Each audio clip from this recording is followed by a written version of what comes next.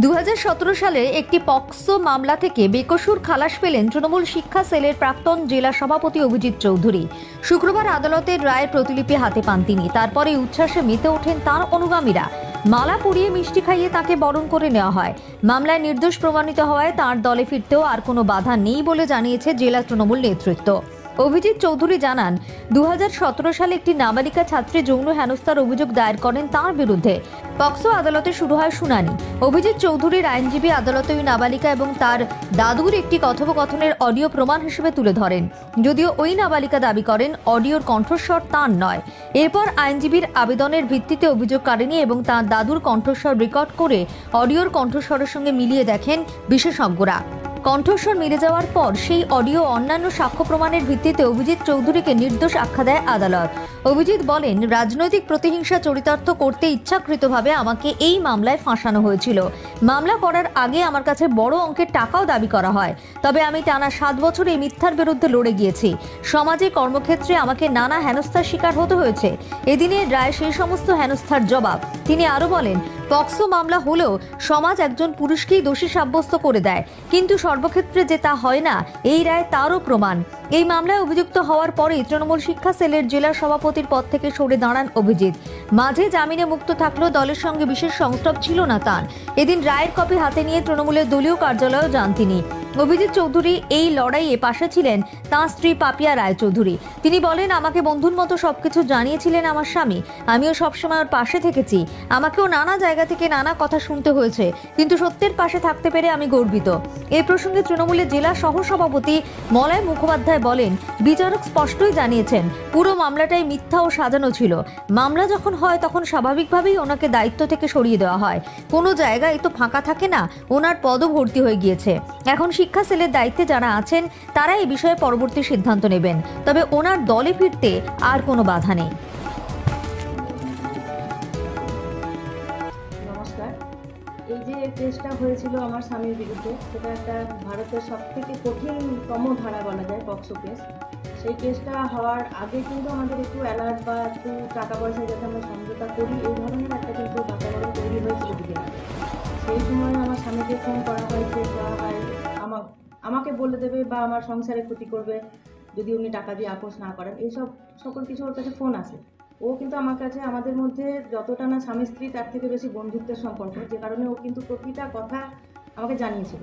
এবং আমরা দুজন মিলে আমার স্বামীর প্রতি ভরসা বিশ্বাস সবটাই আমার আছে।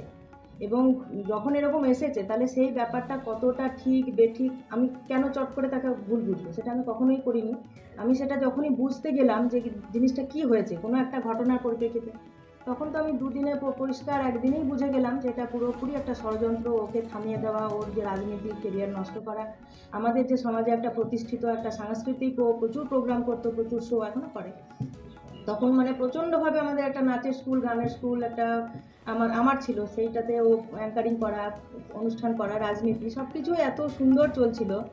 সেই কারণে ওর প্রতি একটা জেলাসি তৈরি হয় এবং সেখান থেকে সেই জিনিসটা কাজে লাগিয়ে কিছু টাকা যাতে পাওয়া যায়, সেই জন্য একটা মেয়েকে হায়ার করে আমার স্কুলে ভর্তি করে এইভাবে একটা চক্রান্ত সৃষ্টি করেছি। সেটা আমি বুঝি। প্রতিহিংসা এবং অর্থ উপার্জনের জন্যে মানে একটা মেয়েকে দিয়ে এমন একটা ধারা দিয়ে কেস দেওয়া হয়েছিল।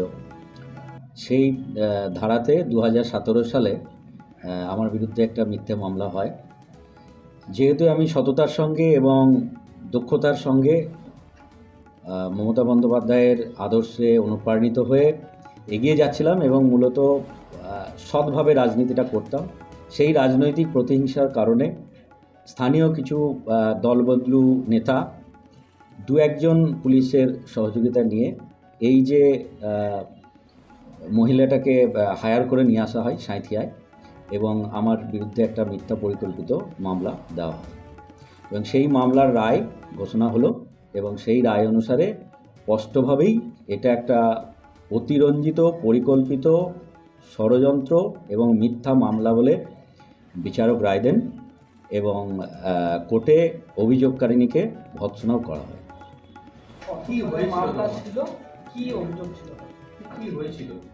2017 সালে একটা পক্সো অ্যাক্টে মামলা দেওয়া হয়। যিনি মামলা করেছিলেন আর কি, যাকে কোর্ট ভৎসনা করে, তিনি মামলা চলাকালীন ট্রায়ালের সময় সমস্ত ঘটনাটাই সামনে আসে। এবং এই প্রসঙ্গে আমি একটা জিনিস বলে রাখি যে বীরভূম জেলায় সম্ভবত কোনো একটা অডিও রেকর্ডিংয়ের ভিত্তিতে প্রথম কোনো জাজমেন্ট করা হলো, এবং সেই অডিও রেকর্ডিংয়ে বিভিন্ন ওনাদের যে কথাবার্তা সেখানে কিন্তু এই ষড়যন্ত্রটি স্পষ্টভাবে ধরা পড়ে। সেই অডিও রেকর্ডিংটা যখন আমার উকিল কোর্টে পেশ করে, তখন জাজ সাহেব সেটি গ্রহণ করেন এবং কোর্টে সেইটি চালানো হয়।